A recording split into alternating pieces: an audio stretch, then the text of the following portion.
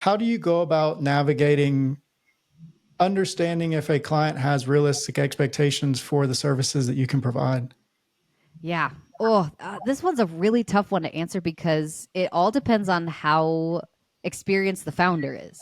Because usually, especially on the creative side, when founders come to work with me or to anybody that I'm, vetting for creative services, their very first question is, how much does it cost, right? Because their primary, what would you call it? Like their primary reason for coming to this agency is mostly because they're trying to cut costs by doing it themselves because they don't feel like they're doing it to the capacity that it should be done.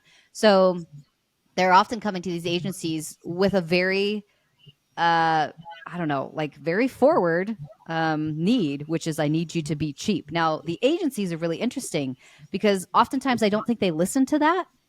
Like if somebody's coming to you and say, "Hey, I really, really want oranges," and you say, "Cool, we have apples and watermelon," and you're Yeah. like, "I just told you I only want oranges," right? It seems to be a very big miscommunication, a communication disconnect between agency and brand, to where agencies really want performance, right? They want to be creative, they want to go very, very deep and wide. And the brands really only have one need, which is I need cheap customers, and I also need your cost to be cheap. So I personally think it's just a miscommunication on values, which can be fixed. It's very difficult in the beginning. Yeah, and when you're going into a new account, then of course, it's I'm going to say it's similar to CRO, but then I'll go ahead and say it's similar to CRO, where it's like in the first 90 days you have to prove your Yeah. value, like you You have to have to have a prove your value. return. Yeah. And if you're not doing the media buying, there's even more variables that are outside of Oh, your control, right? yes. Yeah, yeah. If you're a creative agency, it's tough. It's really, really hard, honestly. I feel bad for those creative agencies. Well, when you're coming in, where do you stand on all new versus iterations based on what has worked? And I'll give you a quick tidbit on that. Is I was talking with a prospective client that we've already worked with for the past like 3 years. We're just looking to do something new. And he mentioned kind of subtly in a call that he's never worked with an agency that hasn't just come in and tried to rebuild everything from the ground up from Yeah. day one. Yeah. And it always That's a feels like real things are thing. just always restarting. Yes. Well, and I don't think that's necessarily a bad tactic, honestly, because every agency has a very different strategy for how they Mm-hmm. do things. And so the brands kind of have to understand that the agencies are supposed to do that, right? Like if you come into a situation and somebody else has set up everything all weird according to your processes, you're going to go back and reset everything so that you can do it from the capacity that you know you can. So, I mean, from a behavior standpoint, that makes perfect sense. It's a little tough, I think, when the brands are like, we already have stuff in there. Why can't you just take it from where it is and iterate new winners and new concepts off of what we have? Um, in general, I like to see a little bit of mix of both. I don't like to see somebody go in there and just pull everything out because oftentimes that gets rid of a bunch of data that's very, very important. Like if you Mm-hmm. go in and take all the ads out and just scrap it and start from scratch, you're basically taking everything that you've learned over the course of who knows how many years and getting rid of it. So I kind of like to do a little bit of both. I actually set up my campaigns very, very differently these days. Anytime I'm doing kind of like ad work for clients, I don't really set up based upon sales offers or angles. So I do it a little weird. Usually, when I'm testing stuff in the platform, I'll keep whatever they have that's actually working. Everything else we turn off. And then I'll start by testing specific emotions inside one campaign at a time. And I'm doing this because I can't tell what's actually working and why unless I'm segmenting down by something. So we used to segment by angle, right? The platforms, especially Meta right now, don't really love angles. They're sending it all over the place. Like this new algorithm is just strange. It's just a weird guy. So it's not working the same as it used to. It used to be able to be like, we're going to go after dads who love golfing, and that was our angle, right? And just run a whole bunch of acquisition and retention to them. Or I'm sorry, retargeting. Nowadays, it doesn't work quite like that. So I try and segment everything out by emotions so that way I can tell which emotions are working at what time of the year. That seems to work a little bit better for me. And let me just ask a question, just so I'm mentally on the same page with you. Angle and emotion, kind of, we define those. What do you see as the Yeah. differences? Yeah. So, like I said, angles I've seen from most brands are primarily directed toward the person we want to bring in the door. So our angle is usually dads who play golf, or moms who are stressed, or, you know, people who want to lose weight, those type of angles. It's very specific to the situation. We always send out ads to the situation. I like to test emotion instead. So for instance, I had a brand that was trying to basically break into like the makeup industry, and they had a really good product. They had a very interesting angle for their own product, like a very interesting, unique selling point. But the problem that they were having was they kept trying to sell the same thing everybody else was selling. So they were pushing all these angles about confidence, because that's usually what you sell if you're in makeup or, you know, any sort of like skincare, is be confident in your own skin, which I like and is sort of correct. But the problem is confidence goes in very many different directions. You can be confident, like cheeky confident, or you can be like boss babe confident. They're both confidence. They're just two different like routes for confidence. So when I'm testing inside these ad accounts, I'll go in and set up a campaign that will test cheeky confidence and boss babe confidence and like you know, significant other kind of confidence, where it's just for relationships type of a thing. And I'm testing one at a time so that I can see what type of confidence does this person want. So the angle doesn't really matter to me. We're still going after, you know, women who want to look nice. That's kind of still the angle. But I'm trying to figure out which emotional, like basically foundation, what's the underlying emotion that they're experiencing, so we can go after that. Okay. No, that makes sense. And circling back to kind of what we were talking about with like starting off with clients with expectations that way, you just shared a lot of good insights on messaging for the customer, the end customer of the ad. And that's part of it. Like making sure we're making creative that meets the end customer's needs is going to make them click through. As the creative strategist, as a creative agency, but you're also balancing making creative that the founder is going to like, or that the CMO or whoever is going to like, which is a very interesting kind of dichotomy there of giving the customer what they want versus giving the brand what they want. And one thing that, you know, we have noticed is, you know, sales process, and then you go into the onboarding, you go into the initial creative strategy plan, everything's happy. I said hunky-dory, but everything's happy that way. And then when the first batch of creatives come out, that is generally when you can get a feel of like what the pulse of the partnership is going to be like that way. What's been your experience during that specific phase of the overall partnership?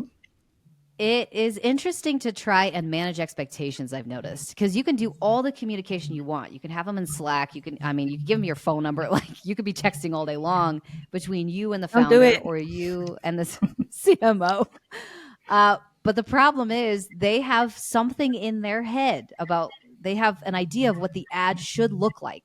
And if you bring back something that's not close to what that is, they're immediately going to either discount you entirely, or they're going to struggle a little bit and try and work with you to get it closer to what they have in their head.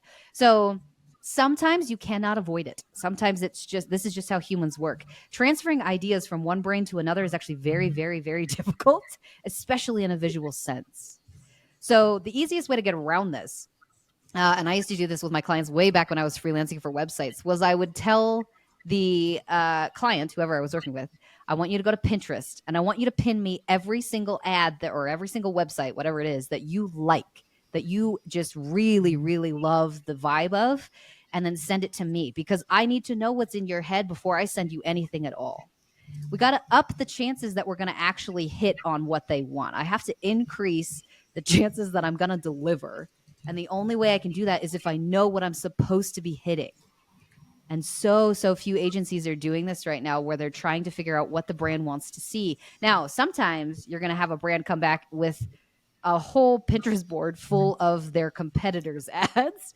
And that's a good chance for education, to say, we don't want you to look like your competitors. Like, thank you for bringing these to us, but we want you to stand out and be different so that we can educate you on how to actually build good position in the market. But having that Pinterest board as a tool is just life-changing. Sorry, go ahead.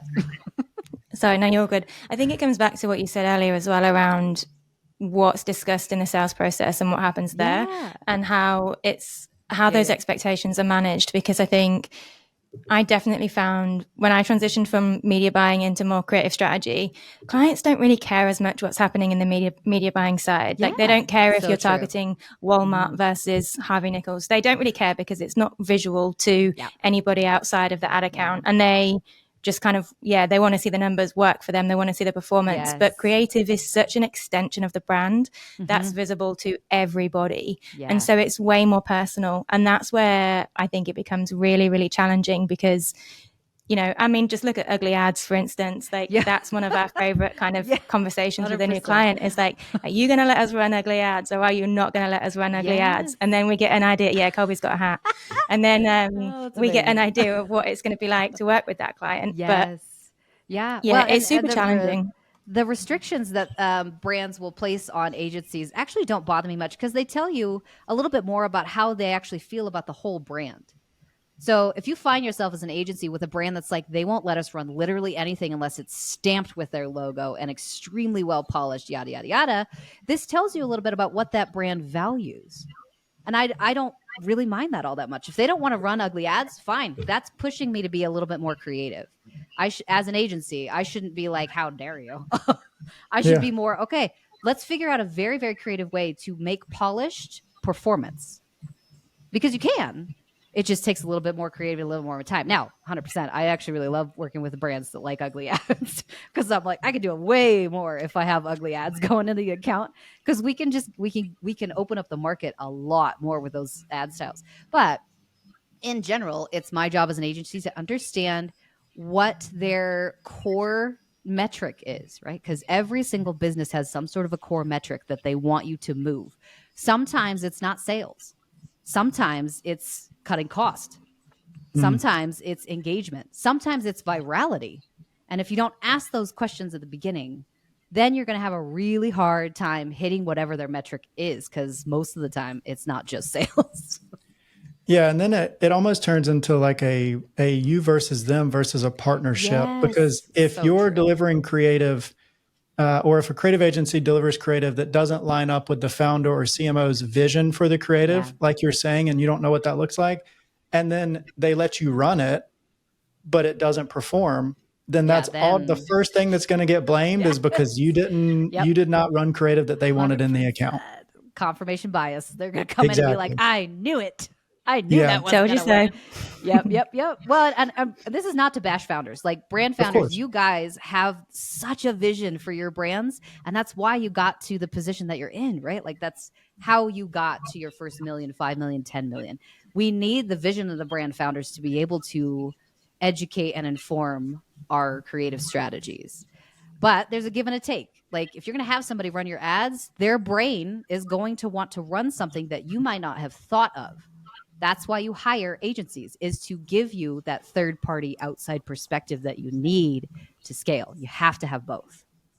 And the expertise, I guess, as well, and the experience across different verticals, similar verticals to say, you know, ugly ads are performing really well right now. And perhaps the founder who loves the polished ad would be like, oh my gosh, I never would have thought of that. But hey, do you know what? Let's give it a go. And then you can kind of, you know, you've got a stepping stone, then you've got somewhere to start from. But I think it's a really, really, really big one and a really important one, I think, is to kind of get that expectation of what they want to see right up front. One of the things I also think as well, a lot when I plan out creative strategies, and I'd love to hear your thoughts on this, Sarah, is for me, the way I see it is like the messaging is more finite. Your visual representation is more infinite. Like you can do pretty much anything visually 100%. That you want within reason. I mean, well, let's not talk about generative AI, but like there's pretty much infinite ways we can visually represent the brands, the message, the USPs, all of that good stuff. But when it comes to messaging, that's way more finite because you're limited to what the USPs are of the brand. You're limited to what is driving their customers to kind of make a purchase. Yes. So for me, I always kind of start with the messaging and then I'll move more into sort of visual testing after that. So whether we go ugly ad or whether we go polished ad isn't really, it was kind of interesting with the way you position this as well, was like, okay, now I've just got to find the creative way to do it. But I think, messaging for me takes priority over visual anyway. Yes. Yeah. Well, and it's interesting because I don't think people realize that creative strategy actually goes in phases. There's phases to your creative strategy, and it has to be done in order. And if you don't do it in order, you're going to have very difficult time finding winners, which I'm hearing a ton of brands right now that are talking about, we can't find anything. Nothing is working on Meta. We've gone back and retested. We've done iterations. We've loaded hundreds of thousands of new ads, and nothing is working. And usually I have to go back and say, okay, here's what's happening. You're basically trying to go after short-term sales. And especially if you're in a highly competitive market, everyone else is too. So you're all basically competing for one customer who possibly either moved on or already purchased. So there's phases to your creative strategy, and you have to make sure that you hit that first one. Messaging in particular, right, is like step 2. If you haven't done step 2, you can't go to step 3, which is generating creativity and getting into ugly ads and like testing trends. That's like step 4. So I feel bad. I'm like, I'm sorry to tell you, brands, you're going to have to slow down a little bit. You got to be careful with how you do this, because that's how you build performance. Well, I have two, I think, pressing questions off that. First, I want to know what these steps are from your perspective. But 2, as we go into those steps, balancing, once again, client communication of expectations of progress, because at the end of the day, I say things sometimes and I might backpedal on them. This might be one of them. They have goals. They have different metrics they want. At the end of the day, it's performance creative, and they want sales at a positive return, and they want that improved. So how do you go about balancing expectations of learnings in the account of, this brief wasn't a failure because we learned X, Y, and Z that is part of step 2 or part of step 3, and keeping them engaged, even if the ROA is not increasing per brief that way? It's intense. Like, these questions are so good, because they're questions that I think everybody is thinking about right now, and they kind of don't know how to answer. Some of this goes down into, what do you believe as a marketer? And that sounds weird, but if you came from a direct response background, which I would say like 99% of the people in the industry right now came from direct response in some capacity, copywriters, drop shippers, they were on long form sales copy, like whatever it was. If you came from that background and then you moved over to here, you automatically believe something about marketing, which is, if I get someone in the top of the funnel, they'll come out the bottom. So you just assume, if I send them enough emails, if I send them enough text messages, if they see enough ads, eventually they'll buy. And that's not quite how humans work. That's also not how sales, like purchasing decisions, are actually made from a brain standpoint. So especially with millennials and Gen Zers. So in general, I would say, since there's so many different metrics and things, and this is definitely performance-based marketing, the very first thing that we need to start with is your position in the market. And that's why I say creative strategy goes in phases. What's your position in the market? Almost all the brands that I've consulted for, which I'm lucky because I'm a consultant, like I'm on the outside, so I'm in between.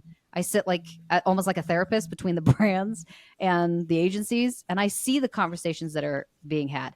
And I understand the miscommunications, because I know what the brands want and I know what the agencies want.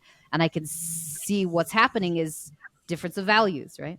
So if you believe something as a marketer and your brand does not believe the same thing, you're always going to have big miscommunications. So that very first phase has to be what your brand position is, because as a marketer, I can work with that.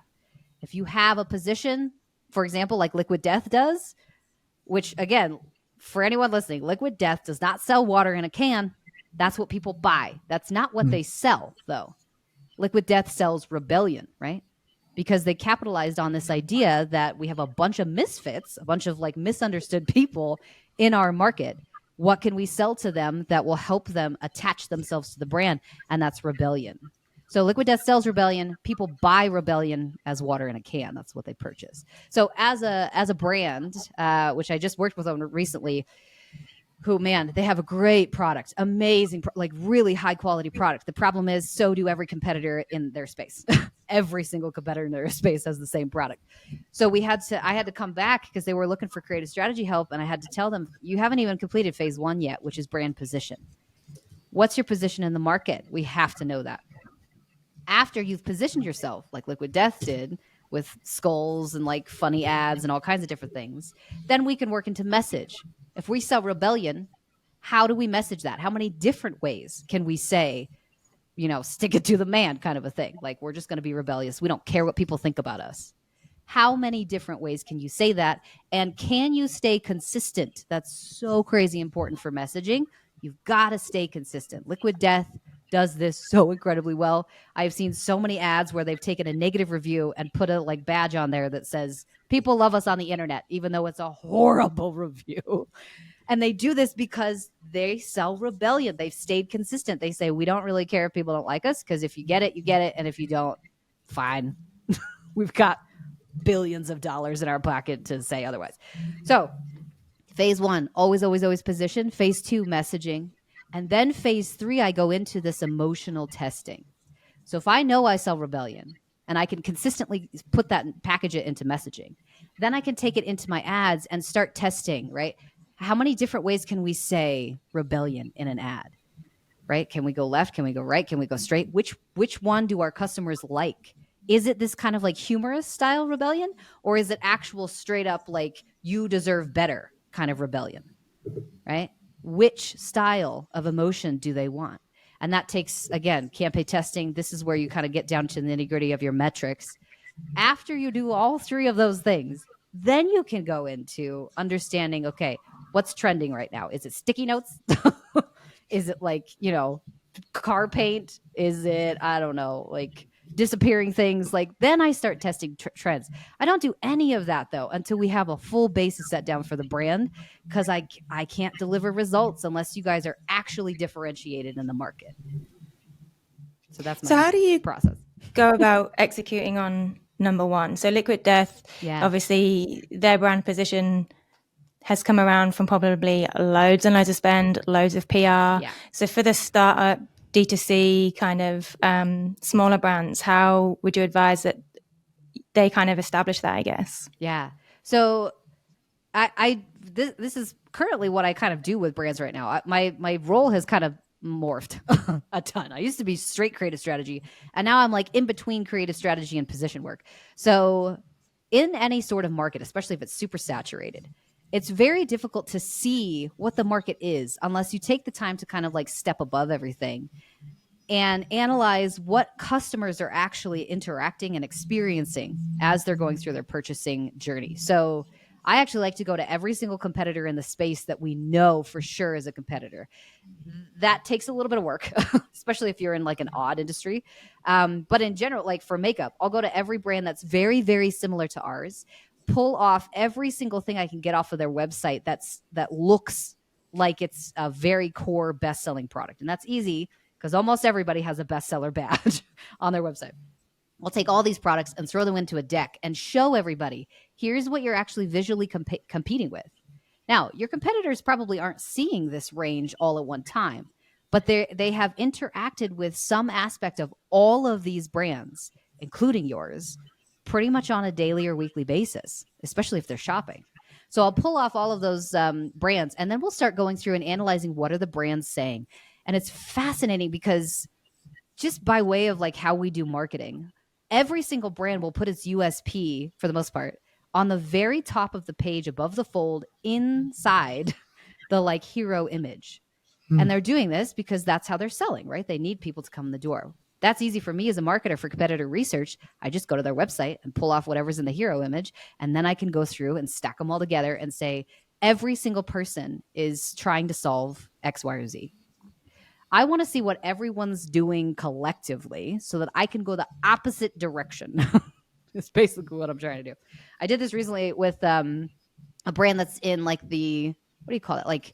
Toothpaste tablets, right? So the toothpaste tablet space, which is a pretty small space. There's not a ton of brands doing it right now, but it's starting to get more and more saturated. People are really loving it. So I went through, gathered all this information, pulled everything off of the website, and found that 99% of the people in this industry or brands are currently working off of an eco-friendly message. Every single one of them.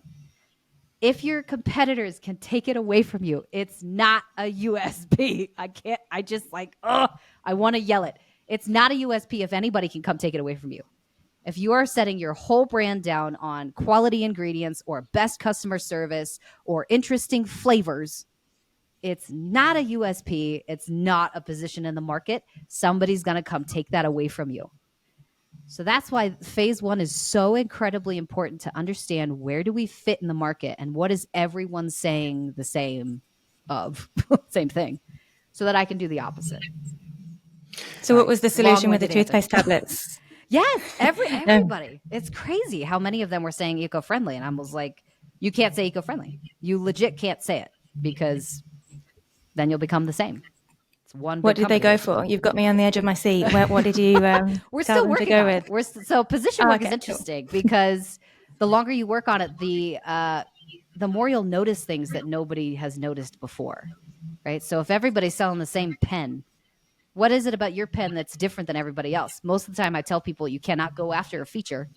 Like I said, it can't be ingredients. It cannot be customer service. It can't be, cool experience. It has to be a psychological value, like Liquid Death.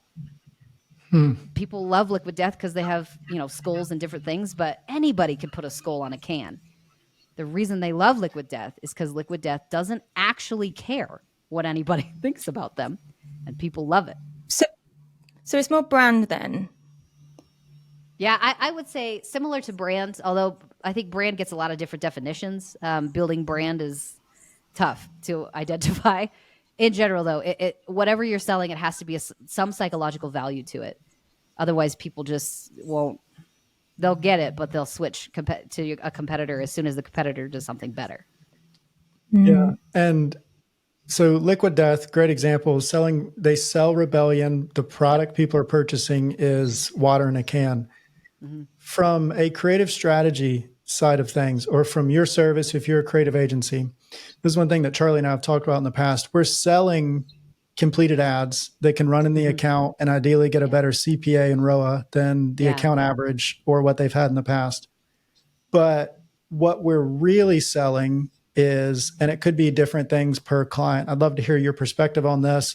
It could be transparency on creative performance and confidence that they're moving in the right direction. That's one thing that I commonly hear from brands, is they don't really understand what ads are working and what are not, and why that is. Yeah. It could be the ability to scale in their account because they know that they keep having burnout.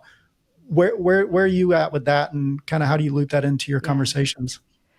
So for position work for agencies, is really interesting, because you guys they're purchasing expertise, right? And they're purchasing creativity. They're purchasing outside the thought processes. But what you're actually selling is way, way deeper than that. Most of these people do not have the time or the energy to figure out ads on their own. So they go to an agency because you guys really provide security. You're a risk reduction tool. Because it's riskier for me to come and do my own ads when I have no idea how to do this than it is to give it to somebody who does this for a living. The interesting part is, and this is the reason why agencies are in this weird spot, as soon as you have accomplished your task of providing security, they leave because they don't need you to provide security anymore. And that usually happens at very specific revenue caps. So you'll usually get to about 10 million a year. And they'll switch agencies. And then you'll get to 25, they'll switch it again. You get to 50, switch it again. You get to 100 million a year, and then you bring an in-house team to do it for yourself, because the risk of giving it to an agency is higher than hiring people in-house. So agencies are all about security. That's super, super interesting, because I've definitely seen that exact pattern play out and not even kind of noticed it, in terms of weird, clients come feeling really unsure. You do the testing, you do the data, you get really great results, and not always at that 100 million level, but sometimes much, much smaller. Then the brand will turn around and say, oh, okay, we know what we're doing now, we're going to take it in-house. And you think, oh gosh, don't do it. You're not there yet. You're really not. But it's because of exactly what you just said there. It's because they feel safe. Yep. As soon as they feel like they can do it, like this is all riding a bike. As soon as I feel like I can do it with my training wheels, I'm ready to take them off, right? I mean, I have 2 kids. Like the minute he thinks he's ready, you better take those off, because he will not get on that bike unless you take those wheels off. It's similar, I think, for brands. And again, brands, I'm not comparing you to toddlers. That's just a metaphor. But for most brands, you guys will you'll hit a specific cap level where you will feel very comfortable with how your ads are performing and how everything's going in the account. You love the growth you're seeing. And now it's time to take it to the next level. As a brand, and especially as a founder, it's your job to tell us when you're ready to go faster. It's your job to tell us when you want more, right? Because we're just going to keep slow grow. Like agencies, our job is to slow grow, keep it going, maintain progress. It's never our job to just immediately go into the very next like big level of something. You got to tell us when you're ready for that. The toughest part about that is most of the time, the brands will feel ready and think they need to switch agencies to experience that, which is not the case. You don't need to switch agencies to get big growth to the next level. You need to tell your agency you're ready for it. Yeah, and I kind of want to elaborate on that, but also shift gears a little bit to something that Charlie said not too long ago in this conversation, where she was talking about when clients, if you're working with a client for media buying and you're doing an Advantage Plus campaign or you're doing a certain, campaign structure that you have, there is no question, there is no concern of, are you doing this exact same thing in other accounts? Because with media buying, we're coming for that security that you have the expertise in other businesses in the same industry, and you know exactly how to scale us this way. Now, on the creative side, though, there's an interesting kind of opposite feel for that, where we want our creatives to be completely fresh, completely new. We don't want templates rolled out across accounts, which is understandable that you want to have fresh creatives. You don't want to get turned into like a production factory timeline of just spit out templates in that way. But on the other side of the road, from the performance agency standpoint, there is security and confidence if you know that you can get quick wins for a client by using creative themes, we'll call them, which is another term for templates, because they worked for another brand. Mm-hmm. How do you unpack all that? How do you go through that with clients? There's a lot of tools nowadays, honestly, that are fantastic for just grabbing a template, right? This is a Creative OS. Literally just Creative OS, which I love. I work with those guys and they're fantastic. That's a specific tool for a very specific level of brand. Once you get to a pretty large level, and I really can't say revenue cap on this one, mostly because it depends on the brand. Some of these brands have some very robust creative being made by the founder. So it depends on your level of skill for the most part. I don't mind templates as long as they're performing. But again, it's my job to make sure that happens. So we can use a template just because it worked for another brand, but I'm not going to just copy and paste template into account and then hope that it will work. If you're using templates as an agency, it's definitely your job to make sure the emotions are correct. Templates, though, I love because they cut down on production time. And that's the majority of the reason why creative is so expensive, is because it's very, very difficult to make for the most part, especially if it's video. Even if it's static, though, there's time that goes into making that. And you have to account for that time as an agency. So that's a tough one. And it comes back as well, I think, to your steps 1 and 2. Like, it doesn't, if you've got a template, we know testimonials work really well because it adds trust. Yeah. But we need a headline that actually calls out the main, the main hook, the main angle, whatever kind of terminology you want to use there. But that's what the agency should be bringing. That's the magic the agency should be bringing, is they're doing the work. They're looking at the brand positioning. They're looking at the messaging. They're doing their testimonial analysis. They're doing all of that work behind the scenes to find that right snippet of copy and text to get on that creative. So it doesn't matter whether you use template A or B, because, and again, I think it comes back to the hierarchy. Like, is the messaging right? Is the messaging actually going to convert? Do you have a good position and offer for your customer? Exactly. You've got to do like step 1, step 2 before you even get to testing any sort of templates. And again, I don't think it's the media buyers and the agency's fault. Like, we came from a very different time period. Before iOS 14, it was a totally different world that we were running ads in, and all of it was done in account. Now, 90% of this is done out of the account. The majority of what happens in the account is very important, but that happens after you do all of the strategy work on the outside, which I mean, a theory of mine, but I think this is 100% the reason why we're still struggling to find good creative strategists in the industry. It's because nobody is trained to do it. And yeah, it's a very new role. I know we've had conversations on that. Is it a copywriter? Do they need design? Do they need design expertise? Those different types of things. Tough role. It's a tough role, man. Yeah. And that kind of leads into my next question or my next thought, which is creative strategist. They are coming in, they're, coming up with the overall plan for the account, what we plan to execute.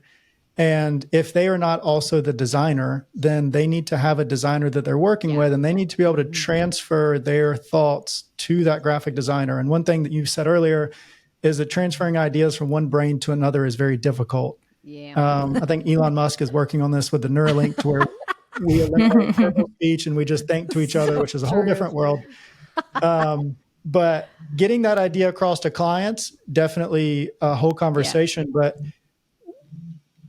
where do you fall in the briefing process with a graphic designer? And it may not be black and white, but of, hey, this is what we need, and we need it this way, versus this is what we want to accomplish. You do it and design how you may. Yeah.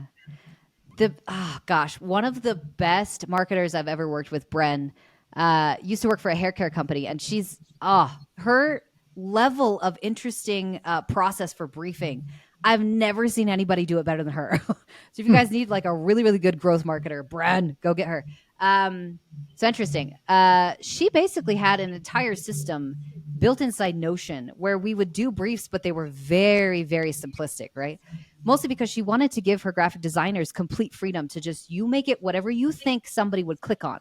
I want you to do that, because the designers have an expertise that she didn't have, which was design. A lot of those designers have actually gone to school for that. So it's interesting because her process was very, very simple. I would work with them to come up with the actual strategy. So what are we actually going to run? Who are we targeting? What's the emotions? How are we going to convey that message wise? And then she would go in and start very top level of, here is what I need you to build idea wise. And she had a shorthand system where everything was basically tagged, right? So she would have these tags in the actual name of the creative that she was building that would dictate for the designers, here's exactly what I want you to use, right? Blue badge, white background, image number 456. I need it in 16:9 and I need it with creator X. So that way it speeds up the production time heavily, because all the designers now have to learn is the shorthand of tags. So I've never seen anybody do it this way. And her team cranked out creative. Really? They were doing like 2 or 3 a day, just like pumping creative out. And they were very efficient. And a lot of them were winners because this team was so tightly wound gear wise and system wise. Really, really interesting process. I think Charlie has a question. Yeah. So they would be quite detailed. So she was giving, I'm just really curious on this. So she was giving quite detailed like instructions around, this color roundel or this, this creator. But within the realms of, here are the things that I'd like you to incorporate in a creative, it was completely down the designer, whether that, I don't know, round icon goes in the bottom right or the center or the top left or. Yeah. Okay. Where things were placed was entirely up to the designer. She just made sure, I want you to include A, B, C, D. Whatever you want to do with it, fine. Especially for statics, because this brand was actually working off of a lot of statics, which was interesting. They also had like another shorthand for video. And even in the video, she was like, I want you to go, because she would give it to her creative strategist, because she was the growth marketer. Give it to the creative strategist and say, go contact X creator and tell her we need A, B, C, D. And then it was the creative strategist's role to communicate to the creator, we want you in this setting with this lighting and this bathroom and this product with this hairstyle. So the nice part about it is I think there has to be structure for how you communicate, which is great. This is why shorthand works so well. If you are in like the aviation industry, they work off of checklists all the freaking time. Anybody that has a pilot's license knows there's millions of checklists for every single phase of the flight. And that's shorthand. It's basically to make it impossible for you to miscommunicate something to somebody in the cockpit. Same thing goes for brands. You've got to create some sort of internal shorthand for your people. So that way, if you bring to them blue button, they know what that means. and they don't have to go back and forth and say, can you clarify? Can you clarify? Can you clarify? We're just trying to make it quicker. Shorthand, shorthand, shorthand. Yeah, that's really interesting. And my brain's kind of spinning on ways, Charlie, that we could do that internally, and likewise continuing to just think through transferring ideas. Mm-hmm. Graphic designer, creative strategist, okay, internally approved. Now it's going to go to the client. And this problem that I'm about to mention will probably be increased tenfold if you don't do the due diligence up front of figuring out what type of creative they're expecting versus what they're going to get. But you're selling a visual ad. They're approving a visual ad, but they also need to buy in on the thought that goes behind it. Yeah, because if you're just producing creative, it could be a lot easier for them to think, oh, I could do this in-house. We can get this done.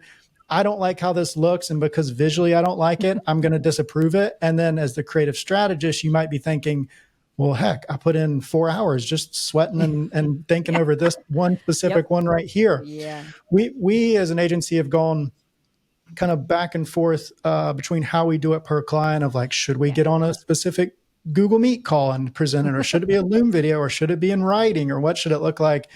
What is that really like the first one or two briefs? Because that's where it's the most critical. What does that client approval process generally look like for you? Usually, and this comes down to how well can you communicate it from the beginning, right? So the idea, and this is why I love shorthand, the idea can be, if it can be explained simply enough, then the client will be able to get it enough to the point where they won't be shocked when you bring them something at the end. So it all comes down to that initial like conversation. But once you've actually gotten something, designed and you're presenting it to the client, there's a couple different ways I've seen this done. And my favorite is actually over Loom. And I love Looms because as long as you're not using the like super long ones and you cut it to 5 minutes, if it can't be explained in 5 minutes, it's not simplistic enough for somebody to accept it. If you have to describe something over the course of like hours, it's too complex. And complex ideas can sometimes work, especially in paid advertising. But for clients, especially for brand founders or owners or anybody that's, CMOs, they're busy. They're busy freaking people. So I need to explain, here's our 5 ads that we're running this week. Here's idea 1, idea 2, idea 3, idea 4, idea 5. And we want to let you know that the reason we're testing this is X. And I just leave it at that. Because the more I try and like convince them that this is a good idea, the less convinced they'll be. I want it to be their idea that this is a good idea, not mine. Because I already think it's amazing. Because I'm the founder or the consultant or whatever. It's my job, though, to present the information and then say, we need feedback specifically on XYZ. I don't need your feedback on, I hate this one's awful, this one's ugly, because that's not helpful to my team. What I really need from you is I want to change the text on 1. I want to change the color to blue on 2. And I think number 4 is fantastic, beautiful, run them. So you gotta give them like fences. Everybody needs fences. What do you actually need back from them feedback wise? Because if you just ask them, what do you think about this? They're going to tell you what they think about it. Yeah. Fences. And I think that links as well with what you were saying, Colby, with like the media buying and the creative side again, in terms of clients don't seem to mind as much. And I think confirmation bias plays a huge part in this. I think, brand owners, CMOs, they have a really good idea of what they think is going to work, what they think they want. It's like, oh God, what's the phrase? Armchair detectives. I don't know if you've seen people like talking about that on TikTok. It's like with media buying, it can be quite complex. Like most founders, if you say, oh, we're going to do a cost cap campaign at like 50% above the actual CPA of the last 30 days, they'll be like, what? Okay, yeah, great, do it.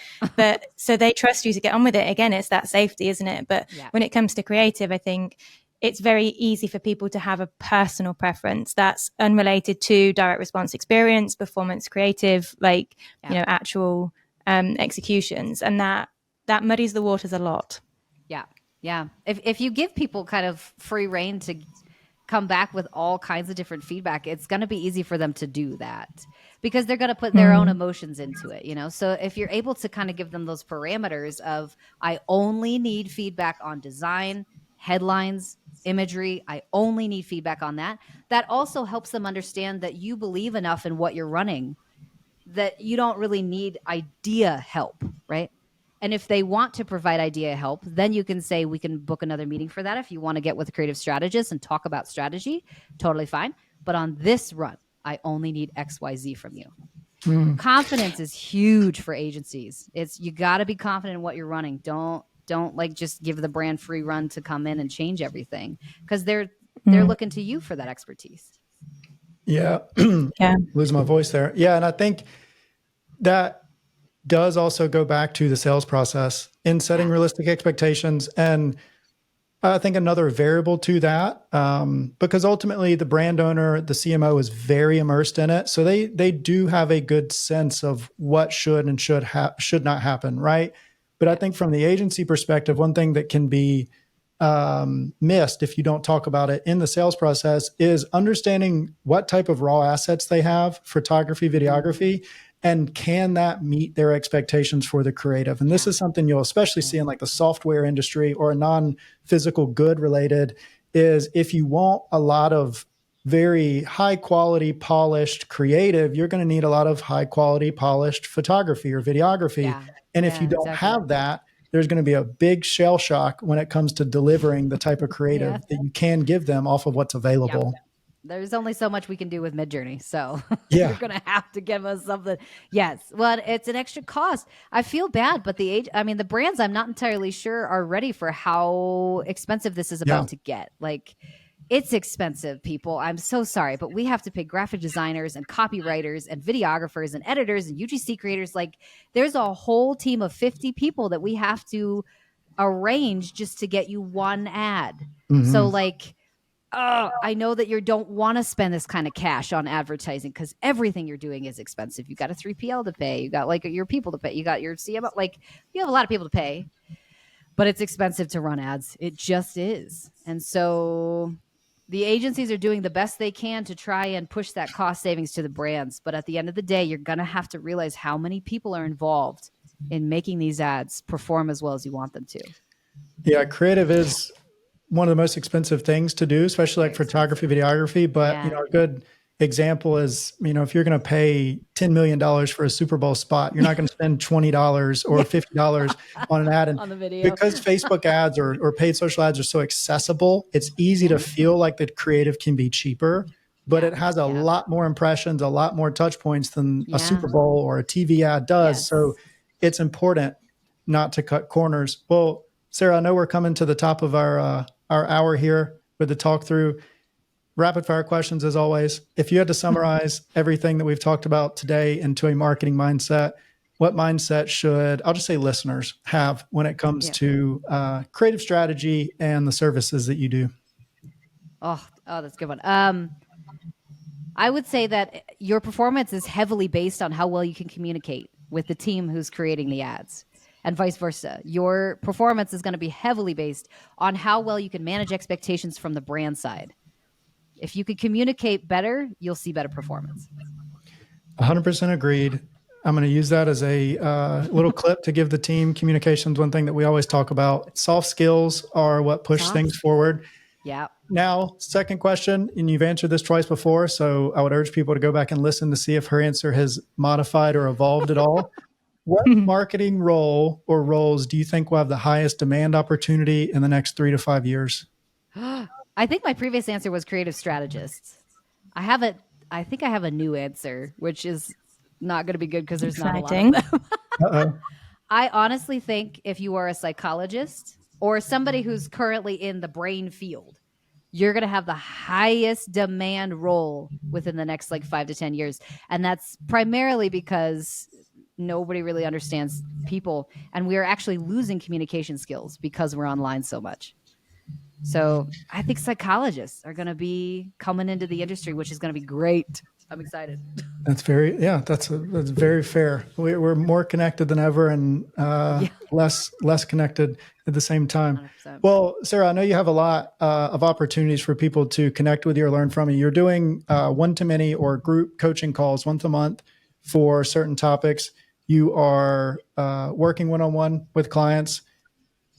You might be having some new things coming out. I don't know if I can say that right now, but you can just go ahead and lead into what's the best way for people to connect with you, listen to you, learn from you. Where are you at? I'm trying to be everywhere, which is always, super fascinating to try and figure out. You can basically follow me on any platform at Sarah Levinger. I'm trying to get back into YouTube. That's such a fun platform, but gosh, the level of like creativity and the post edit is just nuts. Anyway, so Twitter, LinkedIn, I'm over at Sarah Levinger. You could also go to Sarah Levinger. That's SarahLevinger.co. And that's basically where everything is going to be right now. I have both group coaching and one-to-one mentorships that I'm providing. And then I do have Friday office hours. If you're just like, this is interesting stuff, and I just want someone to tell me what to do with my agency or brand, I have Friday office hours open every Friday. You could just sit and we'll chat. We'll figure stuff out, especially from consumer psychology side, behavior science. That's what I'm most well known for. That's what I'm really good at and what I love. So yeah, I got a lot of good stuff going on. Yeah, I love it. Well, Sarah, as always, great to have you on. Appreciate you coming and sharing all your insights. I'm so excited. Thank you for having me.